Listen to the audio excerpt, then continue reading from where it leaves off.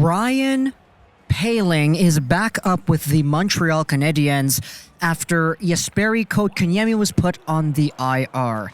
This is a little bit of an interesting move, and JESPERI Kotkaniemi is in a position where he could potentially be out for a much longer extended period of time with that groin injury. Now, let's talk about two players here. First off, let's talk about Kotkaniemi. Now, JESPERI Kotkaniemi hasn't had the best sophomore season so far. And I think anybody who watched the Habs last year, who watched Kotkaniemi last year, and who listened to the media throughout the summer would agree with that. JESPERI Kotkaniemi hasn't been up to expectations, to say the least. It's been a bit of a rough start. Right now, at the moment of this recording, JESPERI Kotkaniemi sits at 3 points in 12 games played, 2 goals, 1 assist. He's been a really big hit to my fantasy team. I passed on a whole bunch of other guys because I saw a breakout year coming out of JESPERI Kotkaniemi. But now, he's out with a groin injury. He's on the IR. He's sitting over there with 3 points in 12 games. He didn't have a great start to the season, and it looks like Ryan Poehling is going to take his place. Now, immediate reactions. I saw a lot of Habs fans online saying things like, okay, why the heck is Poehling the first guy up? It should have been Alex Belzile. And that in itself is a weird thing because, yes, taking a look at the Laval Rocket, Belzile is the best player there, and Ryan Poehling is not as good at the Laval level as Belzile. And Poehling in itself, he's been a lot more hot and cold than Belzile has, definitely. So it's certainly a notable viewpoint and one that makes a lot of sense to take a look at the Montreal Canadiens and who they called up and say, okay, they didn't call up the best player available.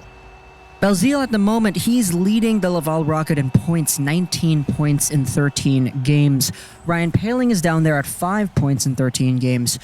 Throughout the preseason and throughout the Laval season so far, Poehling has been a little bit up and down. He hasn't been the most consistent, and he's been a really streaky player.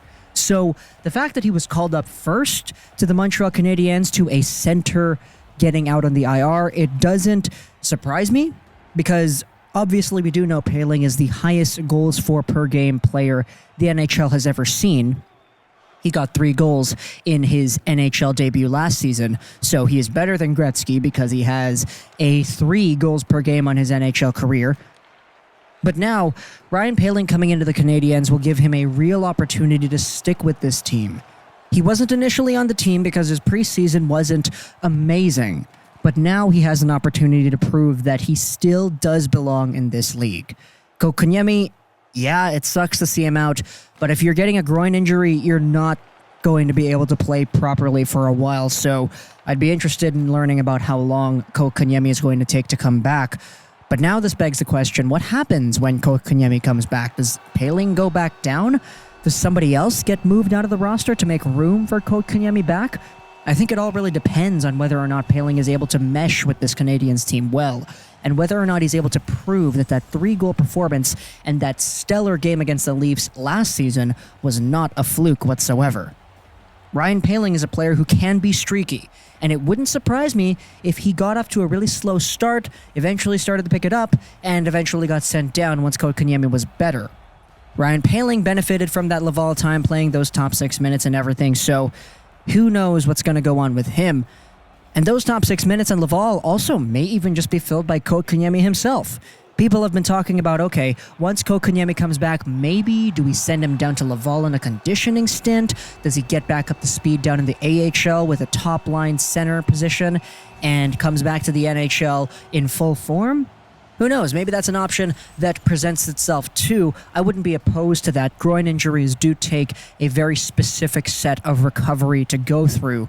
And if Kotkaniemi is not ready to get thrusted immediately back into NHL action after recovering, sure, send the guy down. Playing him in the AHL for a bit.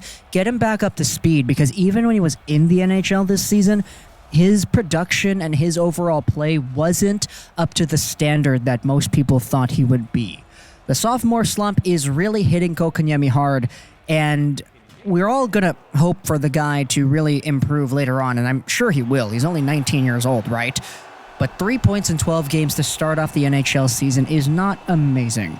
and we all know that he could be better than that, so if a Laval conditioning stint is what's needed to help him go in that direction, I'm all for it. The question does come up, however, does Poehling get sent down once Kotkaniemi is back on the Habs? Time will tell about that, but for now, Ryan Poehling has an opportunity to really prove that once Kotkaniemi is healthy, he shouldn't be the guy to get sent down. If Ryan Poehling can still be amazing like he was, then we will see a really good transition of youth into this lineup.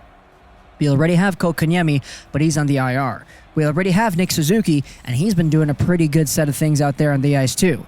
Cale Fleury on the back end has had his moments. He's looked a little bit off sometimes, but for the most part, he's a solid NHL defender in my opinion. And now Ryan Poehling has a chance to prove that he belongs in that conversation as well. Hope you enjoyed this video. And bye.